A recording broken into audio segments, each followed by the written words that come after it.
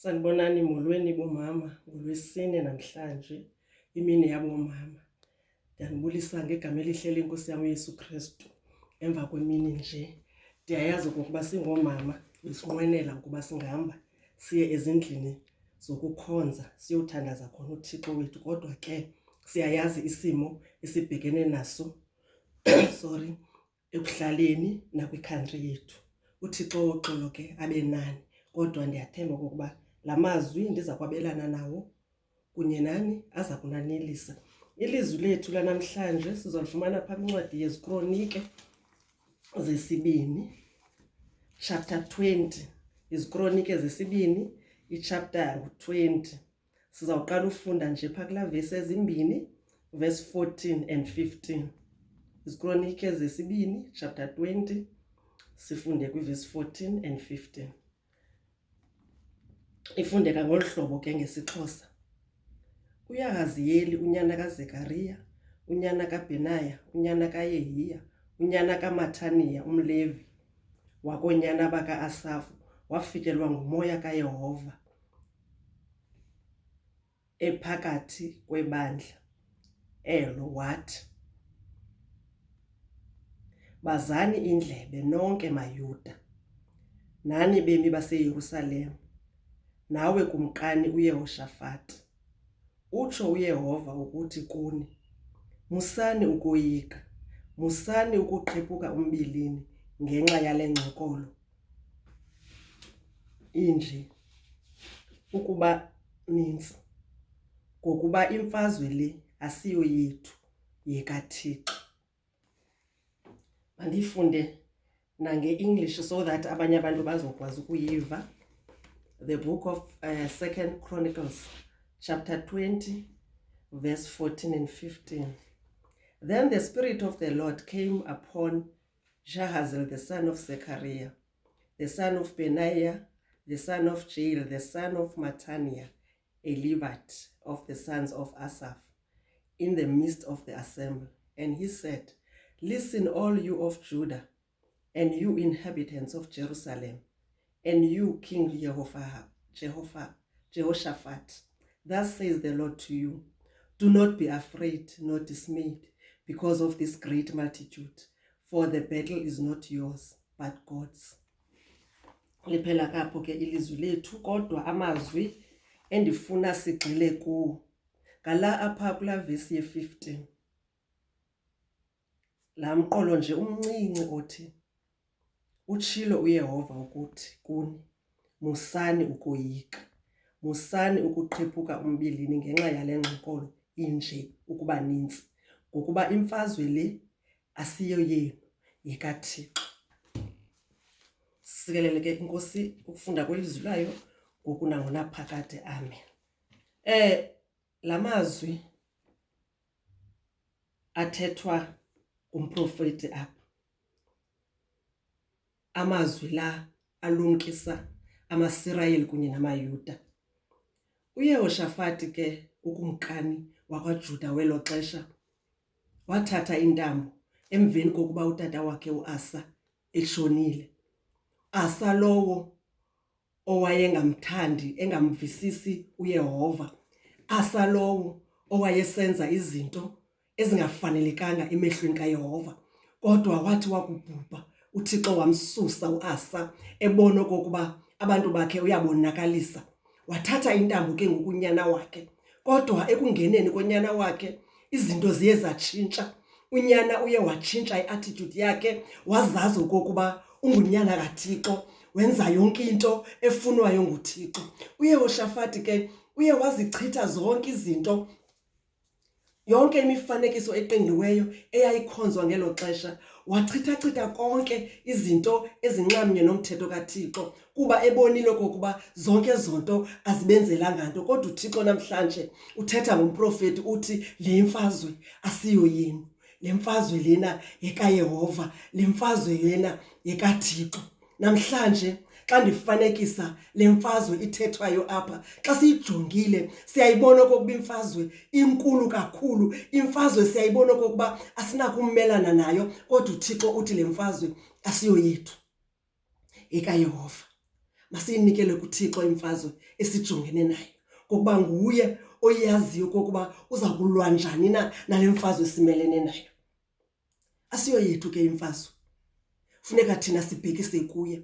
Njengoko uYehoshafati wababiza bonke abantu bendawo yakhe wathi babathandaze kuThixo, ngokuba kaloku ebona okokuba imfazwe lena ayingangayi. Bakhala bonke abantu bakaJuda bethandaza kuThixo, befuna uncedo kuThixo, kuba kaloku bayayazi uThixo imfazwe lena uzawukwazi ukubalwela uThixo. Khumbula ngenye imini uYesu Kristu unyana kaThixo ezawubanjwa namhlanje, esezawubanjwa, eza kubethelelwa emnqamlezweni. Uyasuka uPetros, uthatha ikrele lakhe, uhlaba omnye wamadindala ngelo krele, ususa indlebe yakhe. Uthasa kuyibona uYesu Kristu lento, ayithathe le ndlebe ayichole, ayibuyisele kwidindala. Athi Petros, le imfazwe asiyomfazwe yezigalo kodwa imfazwe yomoya. Into endifuna ukuyazi efuna ukuyithetha nani maKristu, into endifuna okokuba niyazi namhlanje, le mfazwe simelene nayo, le mfazwe sijongene nayo, siyibona ngathi inzima, siyibona ngathi imbi, siyibona okokuba izasohlukanisa nezihlobo zethu, masazi okokuba siyo yethu ekaThixo. Inye qha into funeke siyenzile thina singamaKristu, kufuneke sibize kuThixo. Kufuneke thina siyazi okokuba le mfazwe siyayithandazela, sibiza uThixo wethu. Athi uThixo ngelinye imilanga, yizani nayo yonke nina imithwalo yenu kum, ngokuba mna eyam ijokhwe ilula. Le mfazwe ke asiyo yethu. uThixo ke akasinikanga moya wabugwala. Yiyo loo nto esithi masingoyiki, masingaqhiphi kumpilini, ngokuba uThixo zange asinike umoya wobugwala. Nale corona sibonakala ingathi siyayoyika. Nale corona sibonakala ingathi abantu bakaThixo bayafa yiyo. Nale corona sibonakala ingathi inani labantu abafayo lininzi. Asiyomfazwe yethu le, imfazwe kaThixo. Asiyo yethu le ngxokolo, ingxokolo kaThixo. Inye into endifuna niyazi boomama bam namhlanje, kokuba uThixo khona ngamaxesha onke. Owethu uThixo nguThixo ongenangqaleko. Owethu uThixo nguThixo ongenangqibeko. Owethu uThixo nguThixo osilwelayo kuzo zonke izinto zethu. Owethu uThixo nguThixo ovayo. Owethu uThixo nguThixo osimamelayo. Nokuba ngaba ngamanye amaxesha sithi sisakujonga imfazwe sijongene nazo, sibone okokuba kunzima, kubi, angekhe sikwazi ukuzilwela. Inye into masiyenze thina, masiyinikele kuThixo, ngokuba siyo yethu. uThixo uyasithembisa okokuba masingoyiki, masingangcangcazeli. Zininzi into ezibhalwayo koo-social media ezibangela uba abantwana bakaThixo boyike, bangayazi okokuba mabathini na. Zininzi izinto ezithethekayo ezisoyikisayo, kodwa funeke siyazi okokuba uThixo uthi masingoyiki. uThixo wethu uthi masingoyiki, ngokuba nalena imfazwe asiyo yethu. Masiyekele ukuzithwalela ngokwethu maKristu. uThixo wenze ngabomi okokuba eli xesha lePasika lifike kukho le nto, kuba uThixo ebefuna sibonakalise ubukhulu bakhe. uThixo ufuna ukuzibonakalisa kuthi okokuba siyazi okokuba nalena imfazwe asiyo yethu. Ayiloxesha lokuba siphakamise izigalo, ayiloxesha lokuba singamameli umthetho, ayiloxesha lokuba silwisane norhulumente. Lixesha lokuba sinikele kuye, sibhekise kuye uThixo, ngokuba le mfazwe asiyo yethu maKristu. Masingoyiki ke ngoko, ngokuba uThixo wethu ehleli ngamaxesha onke. Masingoyiki ke ngoko, ngokuba uThixo wethu mhle ngamaxesha onke. Ngenye imini wake wathi uDavide ebuncinkaneni bakhe, wayolandwa okokuba azolwa nesigebenga esikhulu esinguGoliyathi. Just compare uDavide noGoliyathi. uGoliyathi owayelijoni elaliqhele ukulwa imfazwe ezinkulu. uGoliyathi owayelijoni elalilikhulu, linamandla, lingoyiswa mntu. Ujonga uDavide. Kodwa inye uDavide into awamoyisa ngayo uGoliyathi, wamoyisa ngokubhekisa kuThixo. uDavide inye into eyabangela into yokuba amoyise uGoliyathi, kuThixo. Ithemba lakhe waliphosa kuThixo. Yiyo loo nto kuThixo athi ithemba lethu masiliphose kuye ngamaxesha enke, ngokuba yena usikhathalele. uThixo angeke asiyekele ke nakule corona. uThixo angeke asishiye. Uyatsho ezincwadini zakhe athi andini kunishiya, andini kuniyekela. Unyanisile kuThixo wethu. uThixo wethu ungumntu ongaguqukiyo, akatshintsha-tshintshi, akafani kunye nam nawe. Le mfazwe ke asiyo yethu. Masingoyiki bethunana, masingoyiki. Icorona iza kudlula ngokuba uThixo akayizisanga kuthi le nto okokuba izosibulala. Hayi, uzise okokuba kuzobonakaliswa ubukhulu bakhe. uThixo umkhulu ngamaxesha onke. Sisahlele emakhayeni ethu, sisindile nangoku, sisahlele emakhayeni ethu, asazi ukuthi izihlobo zethu zinjani na, kodwa masinikeleni kuThixo konke. Masilikeleni kuThixo konke ngokuba uThixo wethu unguThixo ovayo. uThixo wethu unguThixo nenceba. unguThixo nenceba engazange iphele.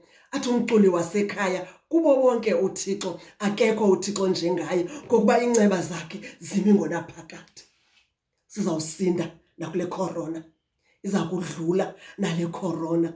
Idlule, sisindile. Athi omnye wamabhali, nina bantu abasindileyo ekreleni, hambani ningemi, ukuze ithi qatha ezintliziyweni yenu iJerusalem. Nalonku ke le mfazwe asiyo yethu. Asiyo yethu le mfazwe. Masiyinikezeleni kuThixo ngokuba yena esikhathalele. Siza kuyilwa le mfazwe. Inye into esiza kuyilwa ngayo ngumthandazo. Masikhaleni, sikhaleleni kuThixo wethu.